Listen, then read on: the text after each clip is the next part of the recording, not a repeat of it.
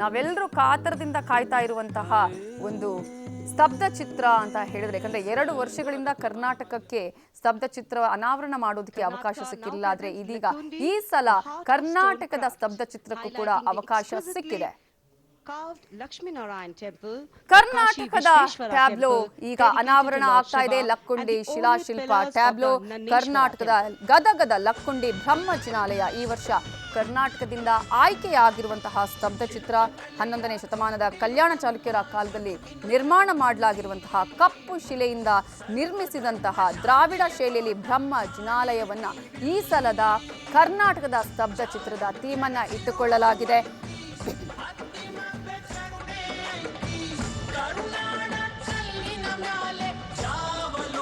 ಕಲ್ಲಿನಲ್ಲೇ ಗರ್ಭಗೃಹ, ಅಂತರಾಳ, ಗೂಢಮಂಟಪ, ಆಗಮ ಮಂಟಪದಂತಹ ವಿನ್ಯಾಸಗಳಿರುವಂಥದ್ದು. ಚೌಕಾಕಾರದ ಗರ್ಭಗೃಹದ ಮಧ್ಯದಲ್ಲಿ ಎತ್ತರವಾದ ಸಿಂಹಪೀಠದ ಮೇಲೆ ನೇಮಿನಾಥ ತೀರ್ಥಂಕರರ ಶಿಲ್ಪ ಇರುವಂತಹ ಜಿನಾಲಯದ ಒಂದು ವಾಸ್ತುಶಿಲ್ಪವನ್ನ, ಅದರ ಮಹತ್ವವನ್ನ ತಿಳಿಸುವಂತಹ ಸ್ತಬ್ಧ ಚಿತ್ರ ಕರ್ನಾಟಕದ ಸ್ತಬ್ಧ ಚಿತ್ರ. 2 ವರ್ಷದಿಂದ ಕರ್ನಾಟಕಕ್ಕೆ ಯಾವುದೇ ಟ್ಯಾಬ್ಲೋ ಆಯ್ಕೆ ಆಗಿರಲಿಲ್ಲ. ಈ ವರ್ಷ ಲಕ್ಕುಂಡಿ ಬ್ರಹ್ಮಜಿನಾಲಯ ಸ್ತಬ್ಧ ಚಿತ್ರಕ್ಕೆ ಈಗ ಅಲ್ಲಿ ಆಯ್ಕೆಯಾಗಿ ಅಲ್ಲಿ ಈಗ ಪ್ರದರ್ಶನ ಆಗಿದೆ. ಇದೀಗ ದಾದ್ರಾ ನಗರ್ ಹವೇಲಿ, ದಮನ್ ಮತ್ತು ದಿಯೋ ಟ್ಯಾಬ್ಲ ಪ್ರದರ್ಶನ ಆಗ್ತಾ ಇರೋದನ್ನ ಕೂಡ ನಾವೀಗ ಗಮನಿಸ್ತಾ ಇದ್ದೀವಿ.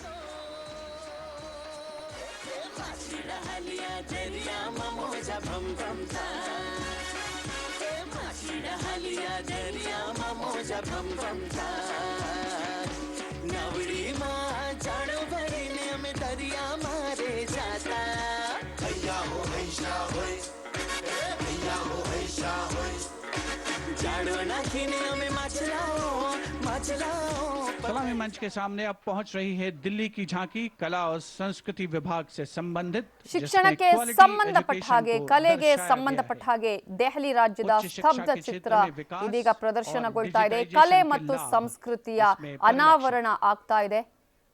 ಅದೇ ರೀತಿಯಾಗಿ ಶಿಕ್ಷಣದ ಮಹತ್ವವನ್ನು ತಿಳಿಸುವಂತಹ ಕಲೆ ಮತ್ತು ಸಂಸ್ಕೃತಿಯ ವಿಚಾರಗಳನ್ನ ಇಟ್ಟುಕೊಂಡು ಸ್ತಬ್ಧ ಚಿತ್ರವನ್ನ ಅಲ್ಲಿ ನಿರ್ಮಾಣ ಮಾಡಲಾಗಿದೆ. ಈ ಸಲದ ಥೀಮ್ ಕೂಡ ಹೌದು.